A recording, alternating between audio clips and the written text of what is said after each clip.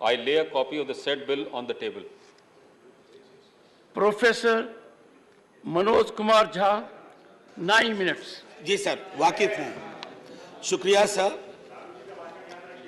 बिल्कुल शुक्रिया सभापति महोदय। एक छोटी कहानी से शुरू करना चाहता हूँ। हमारे विश्वविद्यालय में एक शिक्षक थे, वो कह रहे थे कि एक सेठ थे राजस्थान में, अचानक सांप सांप चिल्लाने लगे।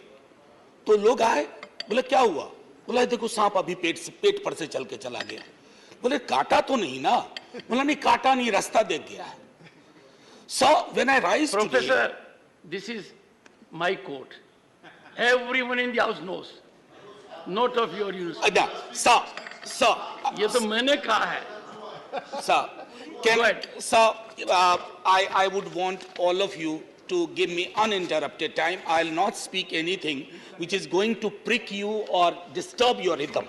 What I wanted to say, sir, असल में कई वर्ष पूर्व भी देखा इस देश में, आज भी देख रहे हैं।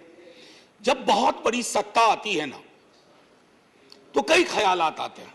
कुछ अच्छे होते हैं और कुछ लगता है जिसको हम कहते हैं लोएस्ट हैंगिंग फ्रूट। मैं और मेरी सीनियर कलीग जया जी, हम लोग बात कर रहे थे, इतने पावर का करोगे क्या? कम है क्या? इतने राज्यों में सरकार है, केंद्र में सरकार है, 303 का बहुमत है। उसके बावजूद अगर किसी निर्वाचित सरकार को लेकर के ये आपकी प्रणाली हो, कार्य प्रणाली हो, जहां की सुप्रीम को 11 मई को सुप्रीम कोर्ट का ऑब्जर्वेशन हुआ, मेरे कई कलीग कह चुके हैं। संभवतः हमारी सरकार ने सोचा होगा कि वेकेशन में जाने से पूर्व उनको कुछ ऐसा पकड़ा दो कि अवकाश में भी वो सोचते रहे इसके बारे में। तो उन्होंने 19 मई को ये ऑर्डिनेंस लेकर के आए। तो अब जजों का काम था कि इस पर लगातार सोचते रहे।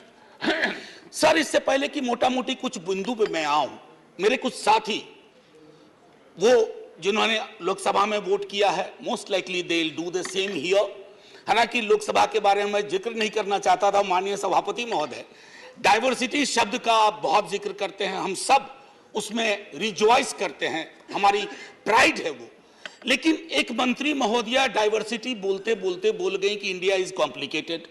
सर, बचपन से लेकर आज तक इंडिया कॉम्प्लिकेटेड नहीं लगा कभी।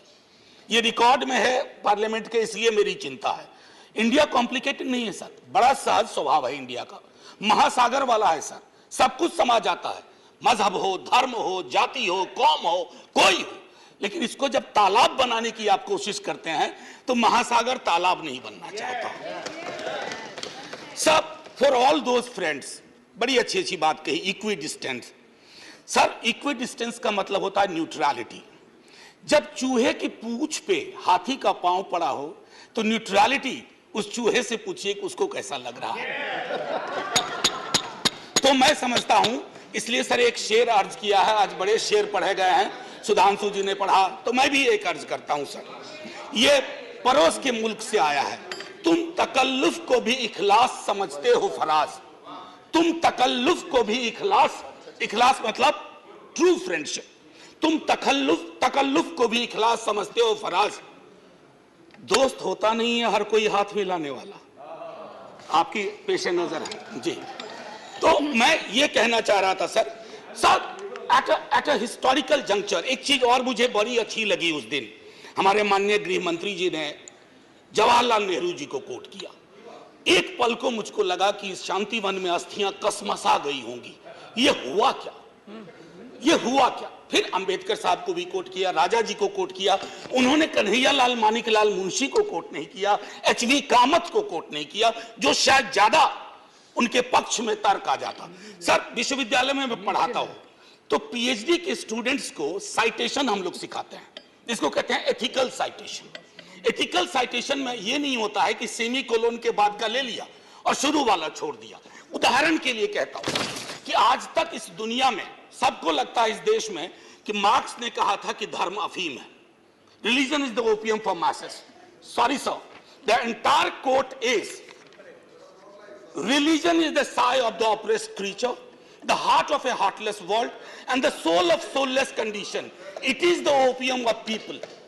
सर, अब इसमें क्या किया हमने? सिर्फ ओपियम वाला लाइन निकाल लिया और मार्क्स को कह दिया कि धर्म विरोधी था। सर, मैं इसलिए कहता हूं साइटेशन बहुत इंपॉर्टेंट चीज है। बहरहाल जवाहरलाल जी की अस्थियों को मजा आया होगा, जहां तक मुझको लगता है, शांतिवन में। सर, ये मूलतः मैं इसलिए नहीं कहता कि मैं बीजेपी के कार्यप्रणाली का विरोधी हूं सर, वो एक पॉलिटिकल रियलिटी है, हम भी एक पॉलिटिकल रियलिटी हैं।